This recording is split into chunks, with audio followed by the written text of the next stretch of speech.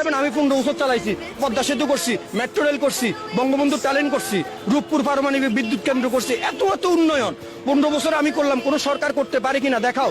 আমি 5 বছর ছাইড়া দিলাম, আমি বুক ফুলে ছাইড়া দিলাম, দেখি তুমি করো 5 বছরে। তাহলে তো ভোটার স্বতঃস্ফূর্ত যে নৌকায় একটা ভোট দেওয়া দরকার, ও যা 5টা দিব। তাদের এসি রুমে বসে আন্দোলনের ডাক দিতেছে, 48 ঘন্টা অবরোধ, 72 ঘন্টা অবরোধ। ওই যে আওয়ামী লীগের ব্যানার দেখা যায়, বিএনপির একটা ব্যানার তো নাই, এত ব্যানার কোথায় গেল? বিরোধী দল কি রোহিঙ্গা মায়ানমার থেকে আসছে? গণতন্ত্রের রাষ্ট্রে বিরোধী দল আন্দোলন করবে, এটা তো তাদের গণতান্ত্রিক অধিকার। আপনি গণতান্ত্রিক অধিকারকে বাকরুদ্ধ করার জন্য তাদের টুটি চেপে ধরছেন। এটা কোন দেশের গণতন্ত্র? আবার বলেন মানুষ কথা বলতে পারে, কিভাবে কথা বলবে? মানুষের বাক স্বাধীনতাই তো নাই, মানুষ তো কথা বলতে পারতেছে না।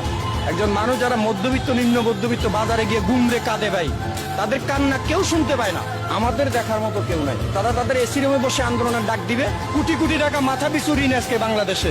আপনি আমি ঋণ করছি, সরকারের বাবার টাকা দিয়ে উন্নয়ন করতে